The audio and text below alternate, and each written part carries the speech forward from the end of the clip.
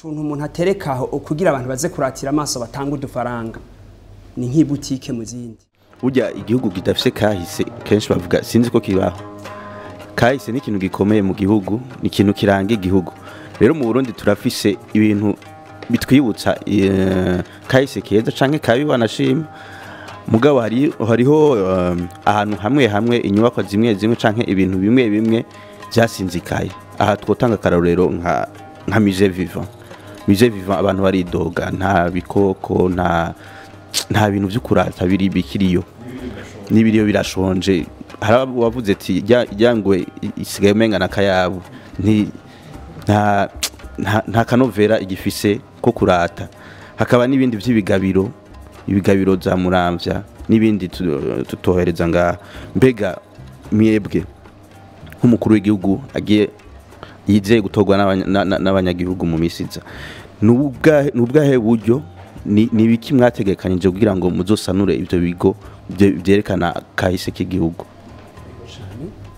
Uburyo nateguye muri ibi nuko ari uburyo buzogenda buraduga uko imyaka izogenda. Mu mwaka wa mbere twe twateguye Imiriyaridi 10 no kuvuga ubusa n'ibice 5 bya budget y'igihugu. No kuvuga nuko abantu babanza kumva icico kintu kigamije mu bisanzwe. Abantu benshi bazi ko musée vivant no kuja kuraba nkuko bivuze iryangwe. Mugabo vyategerezwa gusumba ngaho. Ni ikintu nkuko babivuze ikintu ndangamuco c'igihugu. Ikintu kivuga kahise k'igihugu. Ngaruka hamwe nari mvuze mu kanya gaheze igihe ivyo bintu ari gusa utuntu umuntu aterekaho kugira abantu baze kuratira amaso batanga udufaranga ni nk'ibutike mu zindi. Mugabe igihe ari institution iza kuzana agaciro k'ivyo abantu bariko bagamije kumenya ico gihe kiba ari ikintu kinini cyane. Musée vivant rero simfata gusa kirya kigo banagiye barakuramo ibindi bashiramwe n'ububare gikwiye kuba ahubwo ibigo bitandukanye muri iki gihugu bishobora gutuma abantu bamenya ivyo turimwe muri iki gihugu, ivyo twaciyemwo byose.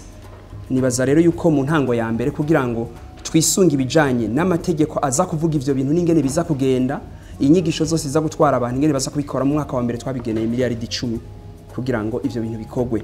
Aho bishoboka basanure, mugabo gusanura ntibikwiye, ahubwo tubihe ikindi gicapo abantu bashobora kuyumvira. Nk'abantu bamaze gusoma igitabo nanditse niho babona neza igicapo jewe ndabiha uko ndavyiyumvira.